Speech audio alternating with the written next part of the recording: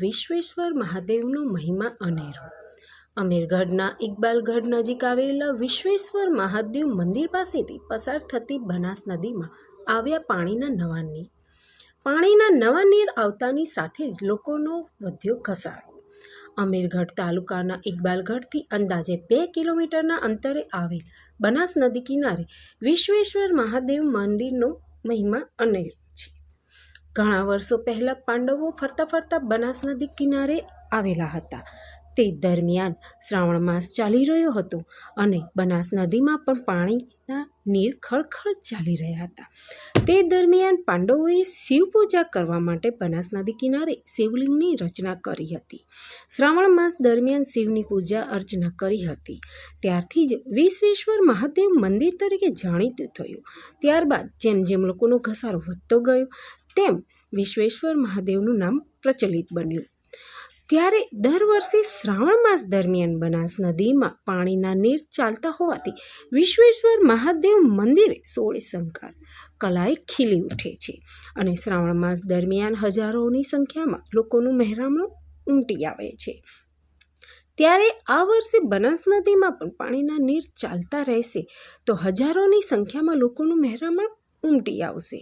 આજે દિવાસો હોવાથી વિશ્વેશ્વર મહાદેવ મંદિર ખાતે લોકોનો ઘસારો જોવા મળ્યો હતો। આવતીકાલથી શ્રાવણ માસ શરૂ થતાં ભાવિકોનો ઘસારો વધુ જોવા મળે છે। તેમજ ઉપવાસમાં વધુ વરસાદ પડવાના કારણે બનાસ નદીમાં પાણીના નીરનો ધમખમ વધારો જોવા મળ્યો હતો અને ઉપવાસમાં વધુ વરસાદ પડે છે તો બનાસ નદી બંને કાંઠે વહેતી થશે તો ખેડૂતોમાં પણ ખુશીની લાગણી છવાશે। બોલે મહારુદ્ર ભગવાન કી જય। અત્યારે ભગવાન શિવનો પવિત્ર શ્રાવણ માસ આવી રહ્યો છે આવતીકાલથી। એમાંય આજે ઇકબાલગઢની નજીક આવેલું અતિ પ્રાચીન સ્વયંભૂ શિવ જે ભગવાન શિવ અહીંયા બિરાજમાન છે, જે પાંડવોએ જેમની સ્થાપના કરી છે અને અવારનવાર જ્યારે આવા પ્રસંગો હોય ત્યારે ભક્તોનો પણ બહુ ઘસારો છે અને સ્વયં સરસ્વતી નદી પણ અહીં વહી રહી છે। આજે દિવાસો કહેવાય। આમ તો ભગવાન શિવને અમાસ બહુ પ્રિય છે અને અમાસ આજે પાછું પુષ્ય નક્ષત્ર અને રવિવાર રવિ પુષ્ય મહાસિદ્ધિ યોગ છે અને આજે પણ પબ્લિક ભક્તોનો ખૂબ ઘસારો છે અને શાસ્ત્ર એમ કહે છે કે જ્યારે રવિ પુષ્ય અમૃત સિદ્ધિ મહાયોગ હોય એ દિવસે ભગવાન શિવની આરાધના દર્શન પૂજન કરવાથી અનેક ઘણા લાભો પ્રાપ્ત થતા હોય છે।